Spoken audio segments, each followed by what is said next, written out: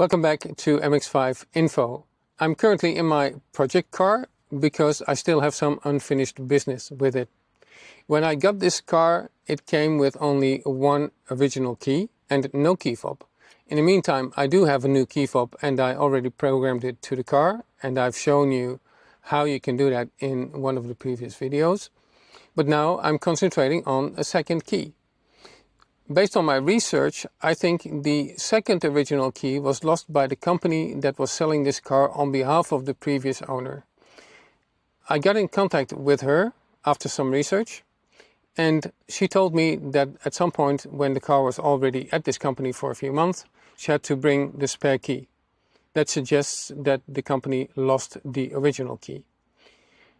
In theory, it also means that there's still a key out there that can open this car and can start this car, because the chip in that key would be recognized by the immobilizer and the ECU. That is not a situation that I am happy to see continue. So I've been doing some digging, thinking about different scenarios that I could use to resolve this issue. So if you have no keys at all, or like me, just one key, or you have two keys and you would like to have a third key programmed to the car, then stick around because we will go over all of those scenarios. And I will also explain what I have in mind for this car. Let's start with the basics. Your NB Miata has a key. That key has a cut blade that fits on 6 locks. Your first lock is the ignition lock. Second and third are the locks on the doors. Then you have the lock on the boot, you have the glove box lock and the center console lock. Going back to the key also has a transponder chip inside. This is a transponder chip that communicates a unique number when it is read using the coil on the ignition switch. Then that number is compared to the numbers that are programmed to the car inside the immobilizer and the ECU.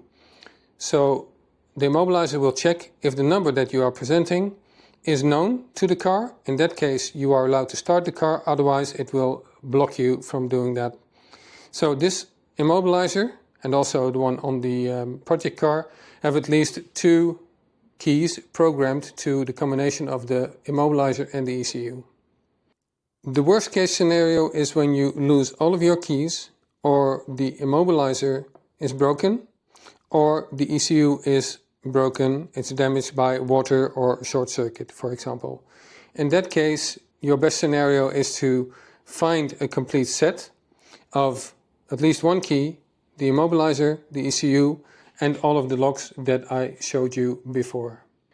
Then you can replace all the locks, replace the immobilizer, the ECU, and you will be able to start the car with the key that you got with the set. In case you have only one key, like me, then you will need a code word for the immobilizer to be allowed to program additional keys to this combination of the immobilizer and the ECU.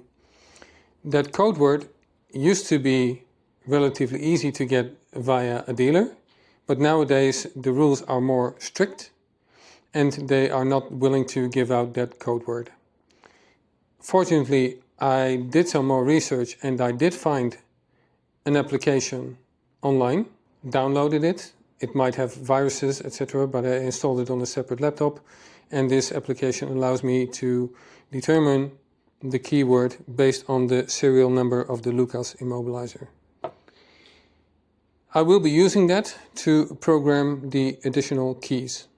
The procedure that you need to follow I found as well online in a training manual for the immobilizers on the Mazdas of specific model years, and the NB2 was included in that document as well.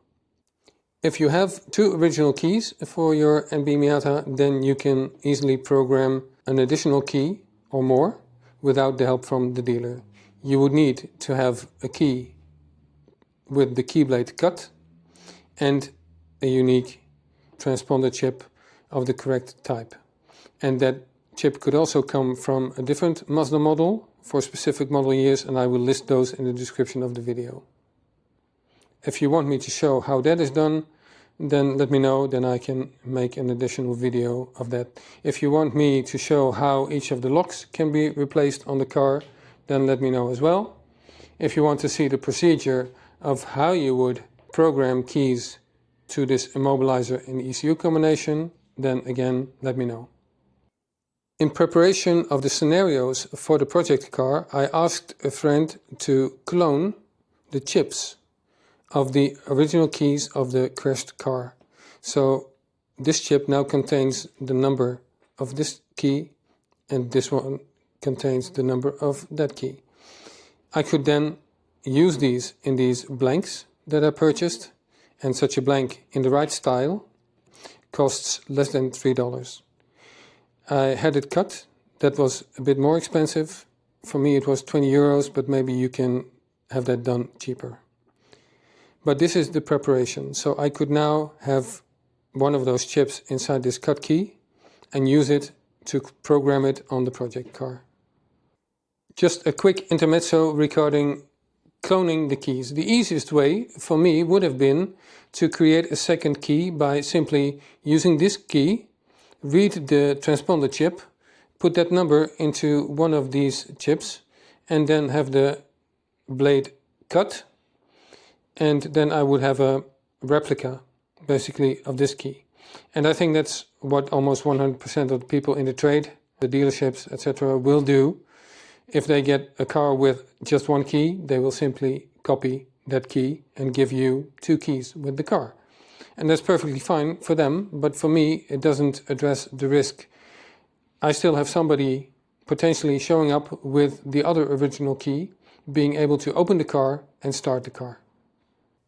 Scenario 1 is to program one or two keys to the existing immobilizer and ECU combination in the project car. As part of that process, the original keys will both be deleted. Then this original key will be added in combination with one or two of the new ones. That leaves me with a situation where if one of the other original keys, the one that's lost, will show up, they will not be able to start the car, because the ECU and immobilizer will no longer recognize that as a valid key. Scenario number 2 is that I start using the two original keys, the immobilizer, ECU, and all of the locks we saw earlier from the crashed car. The downside of that scenario is that the ECU, this one, will show that it does not belong to the car, because it has a different VIN number stored inside than what is on the chassis of the car. Scenario number 3 is a combination of scenario 1 and 2.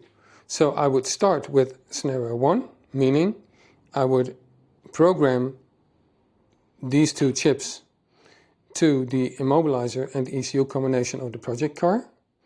And once those are recognized, I can then swap out all of the locks and start using these two original keys on that car. That means that nobody can come here with an old key, because the locks won't work, and it also would not be recognized by the immobilizer ECU combination. So the car won't start. After executing scenario 3, I could also go ahead and then program this original key of the project car to the combination of the immobilizer and the ECU that I have here. And that would leave me at least with a complete set of all the locks, an immobilizer and ECU in combination with at least two keys.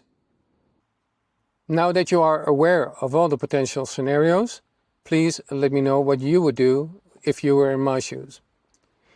If you have any questions or remarks or requests of things that I should be showing in a follow-up video, then please let me know in the comment section below. I hope you enjoyed the video. If you did, please give it a thumbs up and consider subscribing to the channel. Thanks for watching MX-5 Info, and until next time.